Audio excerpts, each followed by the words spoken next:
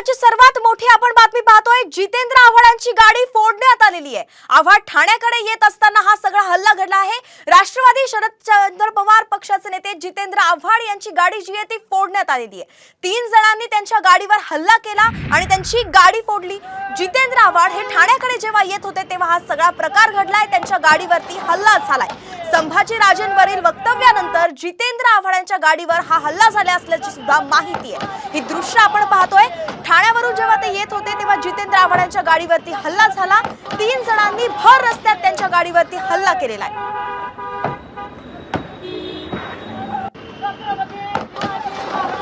ही दृश्य आपण पाहतोय। त्यांच्या गाडीच्या मागे पोलिसांची सुद्धा गाडी होती।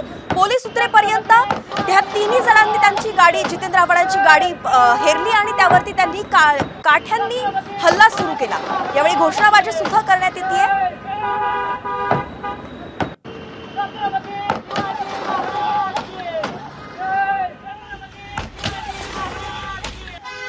तर आपण पाहतोय की सध्या आव्हाड जेव्हा ठाण्याकडे येत होते तेव्हा 3 जणांनी त्यांच्या गाडीवरती हल्ला केलाय। आव्हाडांची गाडी फोडण्यात आलेली आहे। संभाजीराजेंचं वक्तव्य हे आव्हाडांना भोवल्याचं सध्या दिसतंय।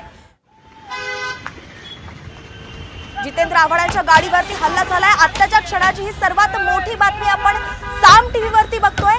संभाजीराजेंवरती जे वक्तव्य जितेंद्र आव्हाडांनी केलं होतं ते त्यांना आता चांगलंच भोवल्याचं दिसतंय। भर रस्त्यात 3 जणांनी त्यांच्या गाडीवरती हल्ला केलाय।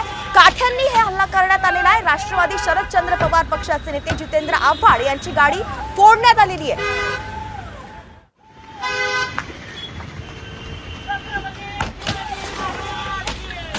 सुनील काळे आपले प्रतिनिधी पुन्हा आपल्या सोबत जोडले गेलेत। सुनील, नेमकं काय प्रकार घडलाय? काय कारण आहे की भर रस्त्यामध्ये आव्हाडांची गाडी अशी फोडण्यात आलेली आहे?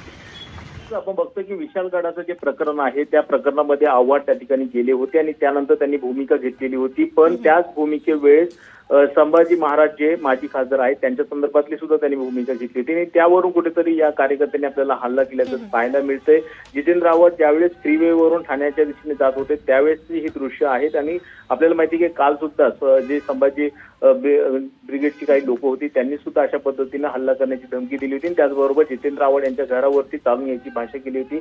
त्यानंतर अशा पद्धतीने लाठी आणि काठ्यांनी जितेंद्र आव्हाड यांच्या गाडीला मारण्याचा प्रयत्न करण्यात आलेला आहे। पण वेळीच जो पोलीस प्रोटेक्शन होतं त्यांनी यामध्ये अटकाव केला आणि त्यामुळे जितेंद्र आव्हाड हे ठाण्याच्या दिशेने रवाना झालेत। पण गेल्या काही दिवसांपासून विशाळगडाची जी परिस्थिती झाली होती त्या ठिकाणी जितेंद्र आव्हाडांनी स्वतः दौरा केला होता आणि त्या पार्श्वभूमीवरती हा हल्ला झाल्याचं दिसून येत आहे।